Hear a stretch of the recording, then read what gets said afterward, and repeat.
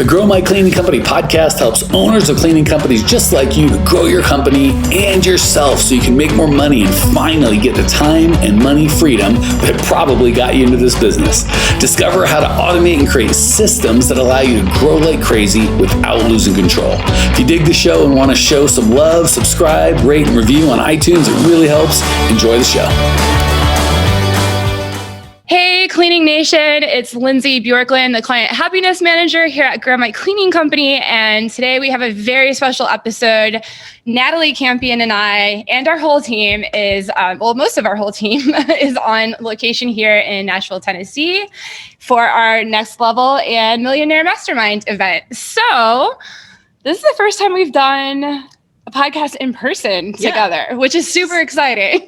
I feel like we should be drinking, but we're not. Sad. Yeah. Actually, disclaimer, I scheduled a podcast with Jackson live and there's going to be beer involved. So just no drinking with me. No drinking with you. Okay. I see how it is. Okay. I mean, we can always schedule another one. You're just going to see me in the background, just drinking. Just drinking. That's it. Just bitterly staring at you, drinking. So this is why I love Nathalie. She is amazing person to work with, work for.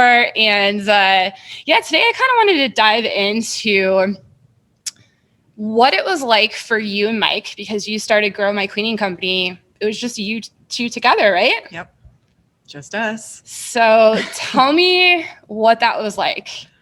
It was basically like starting any business where you're wearing every single hat there is. And then you realize there are 30 more hats that you need and nobody to wear them. So you pick them up.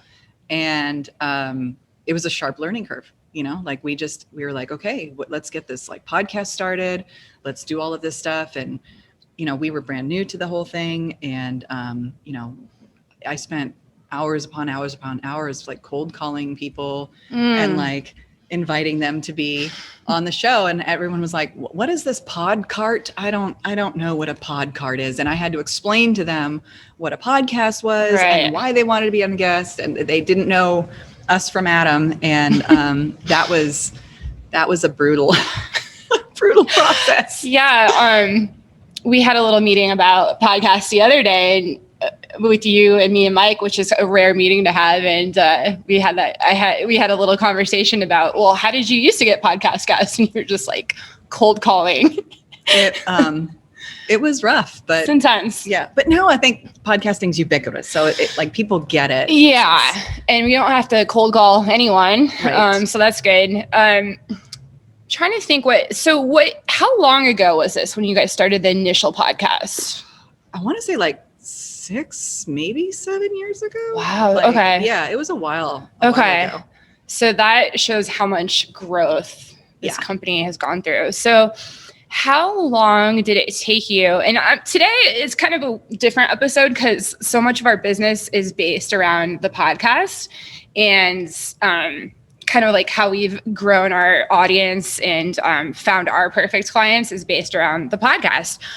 So I just want to go into like what that looked like specifically from the podcast point of view, which can easily be applicable to any business, really. Absolutely. How long did it take you and Mike from just starting with 2 people before you needed help, before you hired your first VA?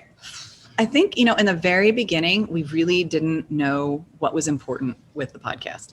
And so we hired like sound technicians right away that would like edit out ums and ahs or, and make it super perfect. But honestly, we found that it was the content that was the big difference, right? Like the content and the value of what you're trying to give made all the difference. And yeah, it's super nice to have you and our team making it sound amazing and fixing the sound quality. But if what you're saying is complete junk, it doesn't matter. So it's very true. Yeah, so we did hire people right away and then realized, oh wait, we don't need this right now. And so then we went back to just, us doing the podcasting. And then it just became overwhelming as our business grew, the support that we needed to give. And we wanted to serve at a higher level. And we wanted to we brought in like these mindset coaches and like paid ads guys and just like people that could really change their lives. And we needed people that were better at it than I was. Like I was filling a lot of different hats, and Mike is an amazing business coach. But he isn't like a tech guy, right? Like definitely he's not. And so I had to be that tech guy, which was fun, but it was a sharp learning curve, and I can only do so much. And we realized if we're really going to be able to serve at a higher level, we need to take on people that can do what I do so much better. And so that's really when we realized, like, Nathalie's great. I love Nathalie, and I wanted to serve, but I have my limits. And so we found you. Yeah. And that was like the best day of my life.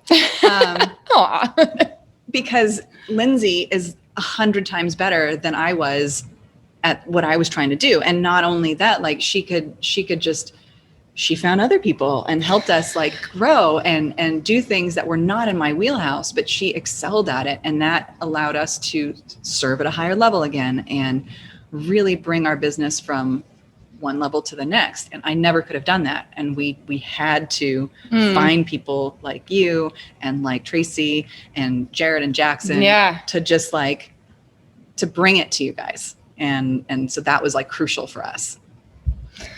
There's a lot to unpack there. I love how you went through the whole history, basically, in a nutshell, but in a good way.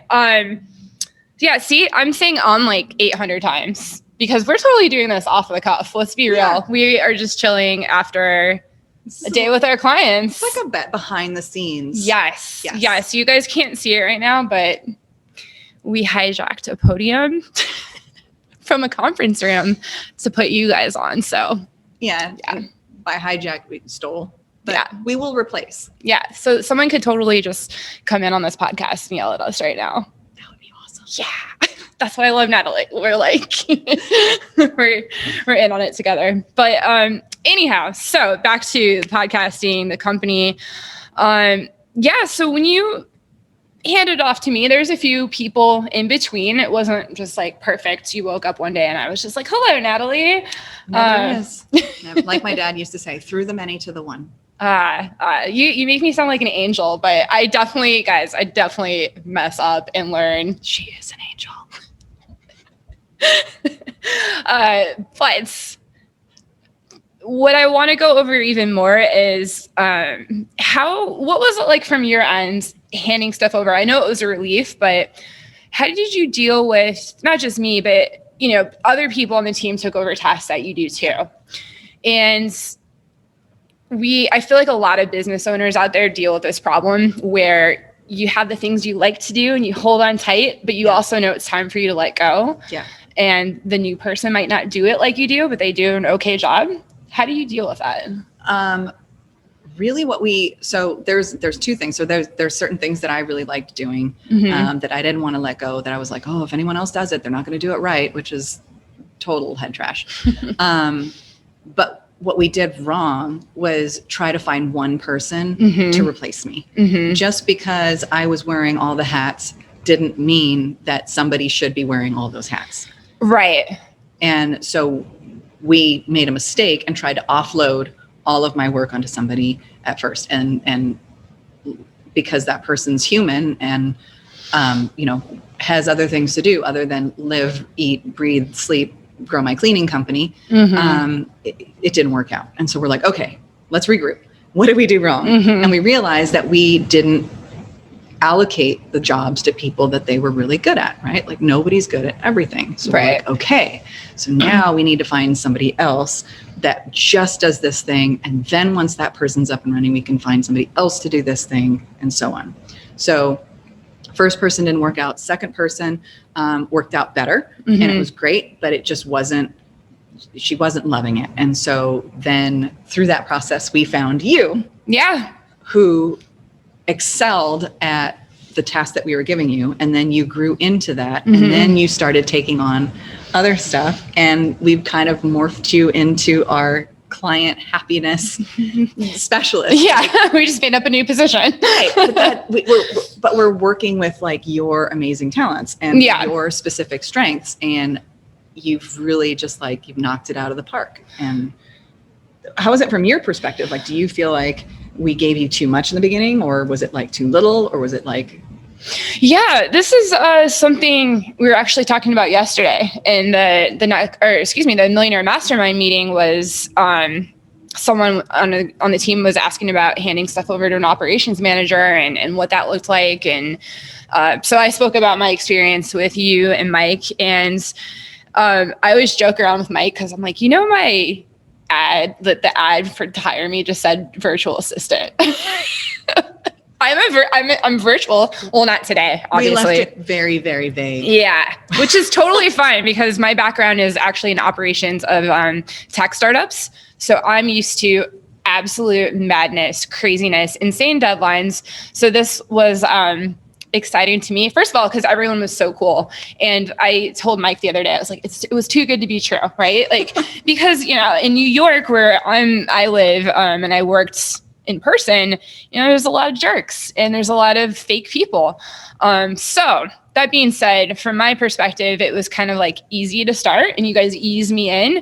And then it was kind of like, yeah, technically this is an operations manager role. And I was totally okay with that because I had this crazy tech background. And once I was through that, it was like easy.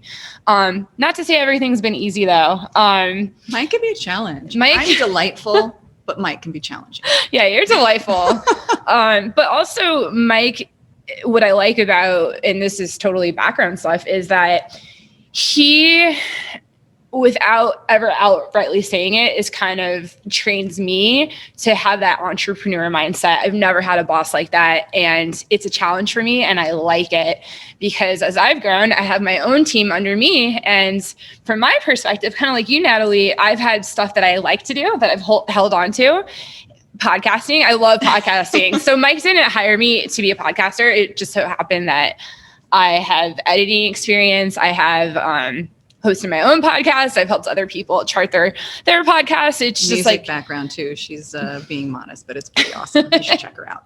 Yeah. If you, I never do this, but my Instagram handle is Lindsbass. So LINDSBASS. I rarely give that out, but you should really be following at Grow My Cleaning Company on Instagram if you're not already, because our content is pretty hilarious, way better than mine. But anyhow, so yeah, it was challenging, but for me, letting go of stuff I like to do has actually been the hardest thing. And it's really an ego thing, right? Mm. Have you faced that where you kind of realize like, I realized like, I didn't want to let stuff go because I was like, oh, I do this really well. Mm-hmm. But then I'm like, I just can't do it anymore. And then when you see somebody excel at it and do better than you did, you're like, I'm so proud. What was something you had to let go of? I've never asked you. I think it was like building like our landing pages and like those funnels and stuff. I really enjoyed it because my background was in, graphic design. Right. And so I really enjoyed that component of it. And then obviously there's that need of like, oh, I'm needed. Like I'm still integral to the operations. But then that was superseded with, I'm exhausted. I have a small child at home. Yeah. And so I was driven by exhaustion to give that up. And then Jackson and the team have just taken it to the next level. Yeah. So that was one of my weaknesses, and not in a bad, like negative way. It's just, that's not one of my strengths. I didn't even know what ClickFunnels was, which is something our company runs off of. I had no idea what it was before I came here. Our CPM, our operations, entrepreneur, our system, like it was easy for me, even though it was new, I could learn that. But yeah, what you did was not something I could do. And I remember Mike testing me, build a ClickFunnels page. And I'm like, what? I was Googling, but I had that attitude, like, I'll figure it out. That's my startup background. So, and not to say that this path that you and I have gone through, Nathalie, is like what everyone will do. But I think once you get to a certain growth point, there's decisions you have to make like that you went through. Yeah. There was decisions of like, we just need people that are better at what we do.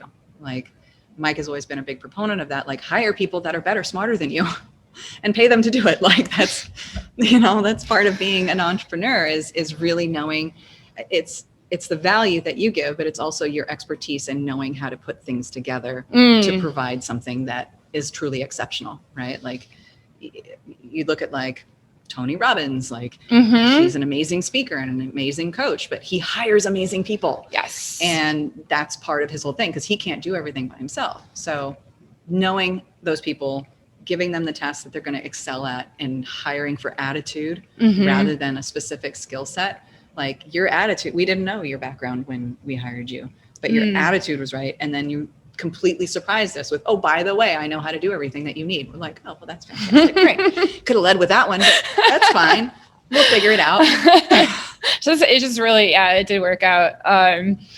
The other thing I was going to ask you, and this will kind of be a couple more questions, and this is totally off the cuff, like I said before, for those listening, because Natalie, you and I have like spoken and handed stuff off, but we've never really like sat down like this. So it's pretty cool, actually. When did you decide, and I don't even know this, when we retired you? And by the way, for those that are on audio, I'm interrupting her. I always interrupt. Natalie is not retiring age. She is a young hot mom. But we retired you. Well, Mike did, I should say. Yes. That process took a while. I think it was like really done about 2 years ago, like maybe a little less than that. But like I was still away from most of the stuff. So like you took like 75% of my workload off, which was amazing. And then as we hired more people, we started parsing out the rest of it. Right. And now I'm totally out, and I have been totally out for a couple of years. And there's sometimes I come in and do little fun stuff like this, but for the most stuff you part, want to do. Yeah, that's a huge bonus for me. That was, like I did my time. I got time served, and now I get to retire a little bit younger. But the process took a while because we kept doing it the wrong way. We kept trying to unload all of it on one person. And then we realized that that's not the right thing. And we had to find the right people. Right. And so that process probably took a couple of years in itself, like giving stuff away and then taking it back, and then giving stuff away and then taking it back. And then being like, okay, we're going to do this the right way, and we need to delegate it to the right people. That was the key. Was just like, hey, I'm, like as an entrepreneur, you're like, I'm Superman. I can do all of these jobs. Well, nobody else is going to care about your business as much as you do. And so expecting that person to work as hard as you do, doing all of those different jobs and be good at them, probably not going to happen. But you find amazing people that are really, really good at specific tasks, that have an awesome attitude, that can grow into other things. That's where you can succeed and retire.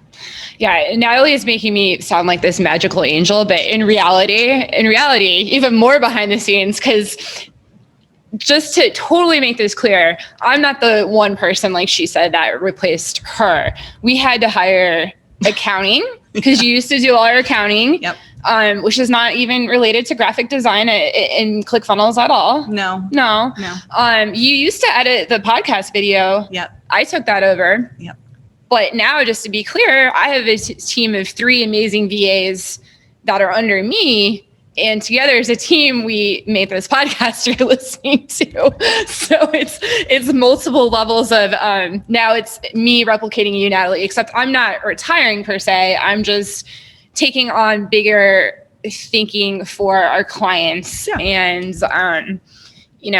if you have some tasks that I always tell people on our clients, actually, they're like, well, what do I tell my VA to do? And like, what do I do? And that's just like a quick tip. But I always say there's one thing you love doing that you shouldn't be doing. Like your time should not be going to that. So if you like editing your podcast and it takes you 5 hours, even though you love those 5 hours, maybe you should outsource that. Just an idea. And then there's one thing you absolutely hate, and someone could definitely do better than you. A lot of times I hear payroll, just saying, just an idea.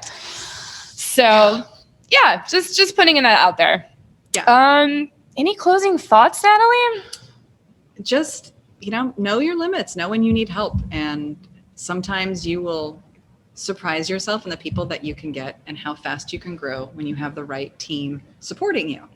And it's not going to be perfect right at the bat. You may not find the best people right away, but hire for attitude, train for skill, and give them the opportunity to surprise you, to grow and just grow your business, because you can't do it by yourself forever. It just doesn't work unless you're Mike, in which case, I don't know. He's not really like normal. So there you have it. Mike is not normal. That's my big takeaway from this podcast. I'm totally kidding. That was amazing. And the only thing I'm going to add to that is allow your people, or no, not just allow, don't be upset or don't be surprised when the people you hire make mistakes. Yeah. Let them be human, because nobody's perfect. And we all know that, but putting that into practice, it's not easy. So, and when people quote unquote fail or make a mistake, that's a chance for everyone to grow and get even better. So absolutely. So with that, Cleaning Nation, I'm going to close out this podcast by having you all bother Mike, because then he won't bother me. Yeah. Or me. I love him to pieces. I bust chops, but she's kidding, but I'm serious. Like, please, you can text him directly. And this is the number. It is 602-932-6431. That is 602-932-6431. It'll also be on the outro of this podcast in case you don't feel like rewinding. And this is not really a coaching number. It's more like just a, hey, what's up? Actually, send this message to Mike. If you're listening to this and want to say, hey, say Lindsay and Nathalie sent you, and he'll know. All right, Cleaning Nation, thanks so much. And Nathalie might be virtual next time, but thank you so much for doing this. My pleasure. Always good. Bye-bye. Bye, guys. Well, here we are, the end of the podcast, and you made it. Great job. I've got a little bonus for you for sticking through with me, but like I mentioned before, if you got value out of this podcast and you want to show a little love, subscribe, rate, and review on iTunes, Spotify, wherever the heck you're listening to this thing. Share it with a friend, share the love. And as a special thank you for those of you that stuck with me to the end, how about I give you my personal phone number so we can text? It's a great way for me to get to know you, your business, your goals personally. So shoot me a text now, 602-932-6431. That's 602-932-6431. I am the only one who responds to these texts, and I will personally respond to everyone I possibly can as long as this number is manned. Don't know how long we're going to keep this at the end of the podcast, so grab it now, 602-932-6431. Give me a text, say hey, can't wait to meet you.